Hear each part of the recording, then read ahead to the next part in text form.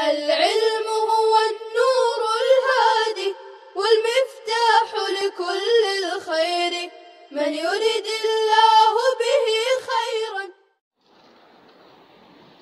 بسم اللہ الرحمن الرحیم. الحمد للہ رب العالمین والصلاة والسلام علی سید الانبیاء والمرسلین وعلی آلہ واصحابہ اجمعین. السلام علیکم ورحمۃ اللہ وبرکاتہ. عزیز طلبہ، گزشتہ درس میں آپ لوگوں کو عام مخصوص انہ الباس کی تخصیص خبر واحد اور قیاس کے ذریعے کرنا جائز کیوں ہے تفصیل کے ساتھ سمجھایا گیا تھا، اور اس کو مثالوں کے ساتھ سمجھانے کی بھی کوشش کی گئی تھی. آج کے درس میں آپ لوگوں کو مصنف رحمہ اللہ کی عبارت کا ترجمہ بتلائیں گے. آئیے اسکرین پر مصنف رحمہ اللہ کی عبارت دیکھیے، ترجمہ حل کر لیتے ہیں. وَإِنَّمَا جَازَ ذَلِكَ. اس عبارت سے صاحب کتاب خبر واحد اور قیاس کے ذریعے عام مخصوص انہ الباس کی تخصیص جائز ہونے کی دلیل ذکر فرما رہے ہیں.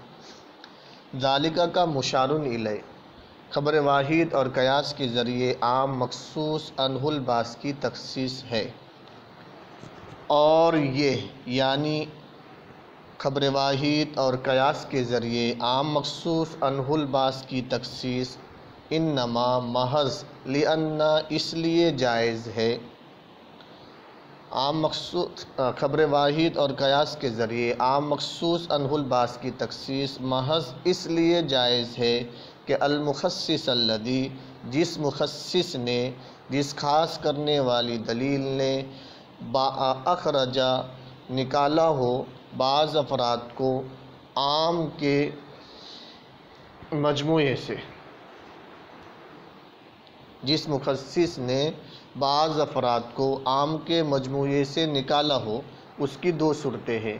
پہلی صورت یہ ہے کہ اگر مخصص نے بعض مجہول افراد کو نکالا ہو تو احتمال تخصیص کا احتمال ہر فرد معین میں ثابت ہو جائے گا. اگر مخصص نے بعض مجہول افراد کو نکالا ہو تو ہر فرد معین میں تخصیص کا احتمال ثابت ہو جائے گا. اب اس کی شکل صاحب کتاب بیان کر رہے احتمال کی. فجازہ تو ممکن ہے کہ ان یکونا وہ فرد، یعنی نکالا ہوا فرد، خارج کیا ہوا فرد. فجازہ تو ممکن ہے کہ وہ فرد باقیاً تحت حکم العام، عام کے حکم کے تحت باقی ہو. وجازہ ان یکونا، اور یہ بات بھی ممکن ہے کہ وہ دلیل خصوص کے تحت داخل ہو. فاستوت طرفان فی حق المعین، تو ہر فرد معین کے حق میں دونوں جانب، دونوں پہلو، یعنی عام کے تحت باقی رہنا اور دلیل خصوص کے تحت داخل ہونا، دونوں پہلو استوا برابر ہو گئے.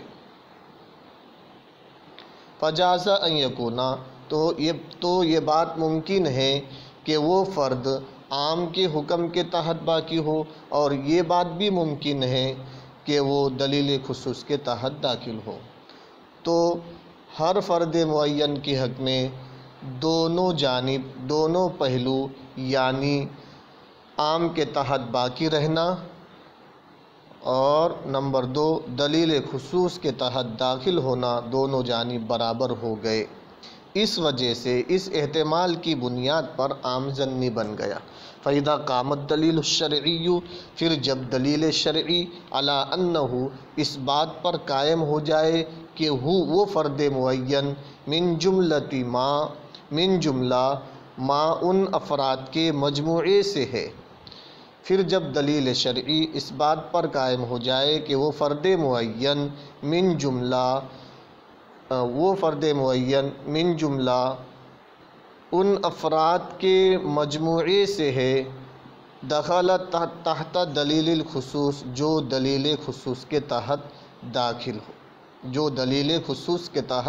داخل ہے، تو ترجح جانب تخصیصی ہی، تو اس فرد کی تخصیص کی جانب راجح ہو جائے گی. عزیز طلبہ، اس عبارت کا خلاصہ پہلے بھی ہم نے آپ کو بتایا تھا، ایک مرتبہ اور بتلا دیتے ہیں کہ عام مخصوص عنہ الباس کی خبر واحد یا قیاس کے ساتھ تخصیص کے جائز ہونے کی دلیل یہ ہے کہ خاص کرنے والی جس دلیل قطعی نے بعض افراد کو عام کے مجموعے سے نکالا ہے اس کی دو صورتیں ہیں۔ پہلی صورت یہ ہے کہ اس دلیل مخصص نے بعض مجہول افراد کو نکالا ہو تو اب اس عام کے ہر فرد معین میں تخصیص کا احتمال ثابت ہوگا۔ اسی طرح ہر فرد معین میں یہ بات بھی ممکن ہوگی کہ وہ عام کے حکم کے تحت باقی ہو، اور یہ بات بھی ممکن ہوگی کہ وہ خاص کرنے والی دلیل کے تحت داخل ہو اور عام کے اس حکم سے خارج ہو۔ جب ہر فرد معین میں دونوں باتیں ہو سکتی ہے تو اس فرد معین کے حق میں عام کے حکم کے تحت داخل ہونے اور اس سے خارج ہونے کی دونوں طرفیں، دونوں پہلو، دونوں جانب برابر ہو گئی، لہذا وہ عام ضنی بن گیا اور خبر واحد اور قیاس بھی ضنی ہے، تو ایک ضنی کی تخصیص دوسری ضنی دلیل سے جائز ہے۔ اب جب کوئی دلیل شرعی یعنی خبر واحد یا قیاس اس بات پر قائم ہو گئی کہ وہ فرد معین خاص کرنے والی دلیل کے تحت داخل ہے، تو اس دلیل شرعی یعنی خبر واحد یا قیاس سے اس فرد معین کی تخصیص کی جانب راجع ہو جائیں گی اور وہ عام کے حکم سے خارج ہو جائے گا۔ اس کی مثال آپ کو ہم نے قرآن کریم کی آیت سے سمجھائی تھی کہ احل اللہ البیع وحرم الربا۔ آپ 34ویں سبق میں جا کر اس کو سمجھ لیں۔ وَإِن كَانَ الْمُخَصِّصُ أَخْرَجَ بَعْضًا مَعْلُومًا عَنِ الْجُمْلَةِ جَازَ أَن يَكُونَ مَعْلُولًا بِعِلَّةٍ مَوْجُودَةٍ فِي هَذَا الْفَرْدِ الْمُعَيَّنِ۔ عزیز طلبہ، دوسری صورت، اور اگر مخصص نے بعض معلوم افراد کو عام کے مجموعے سے نکالا ہو، اور اگر مخصص نے بعض معلوم افراد کو عام کے مجموعے سے نکالا ہو تو ممکن ہے کہ وہ نکالا ہوا فرد معلولاً بعلتٍ کسی ایسی علت کا معلول ہو، کسی ایسے علت کے ساتھ معلول ہو، موجودۃ فی ھذا الفرد المعین جو اس فرد معین میں موجود ہو۔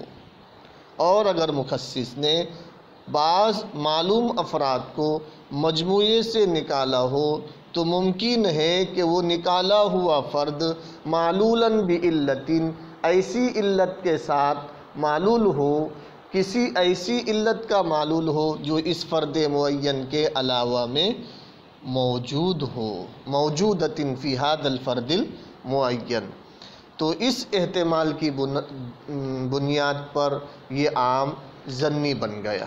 فَإِذَا قَامَ الدَّلِيلُ الشَّرْعِيُّ عَلَى وُجُودِ تِلْكَ الْعِلَّةِ فِي غَيْرِ هَذَا الْفَرْدِ الْمُعَيَّنِ، پھر جب دلیل شرعی اس فرد معین کے علاوہ میں اس علت کے پائے جانے پر قائم ہو جائے، پھر جب دلیل شرعی اس فرد معین کے علاوہ میں اس علت کے پائے جانے پر قائم ہو جائے تو ترجح جہت تخصیصہ، تو اس فرد کے مخصوص کیے جانے اور خارج کیے جانے کا پہلو جانب راجح ہو جائے گا۔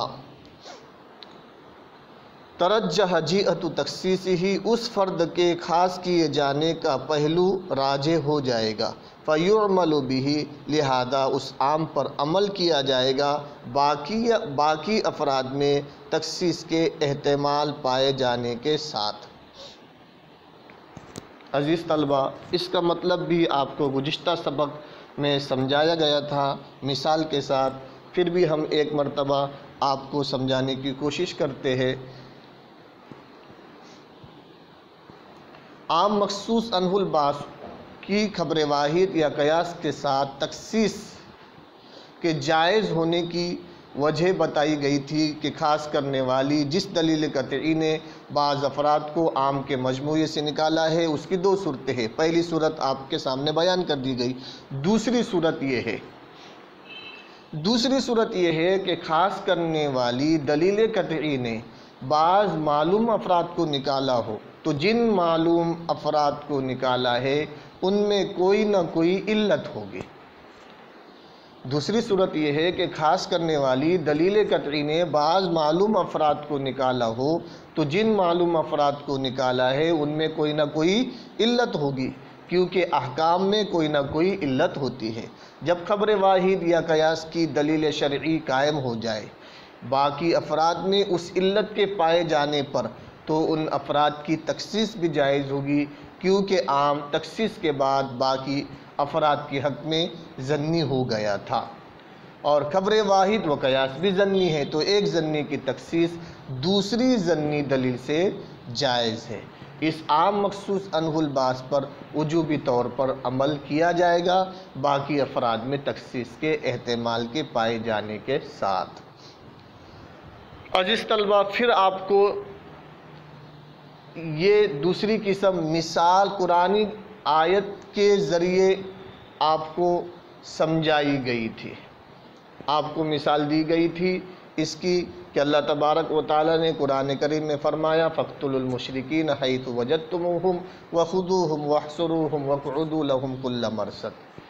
آپ یہ مثال بھی 34ویں سبق میں جا کر سمجھ لے۔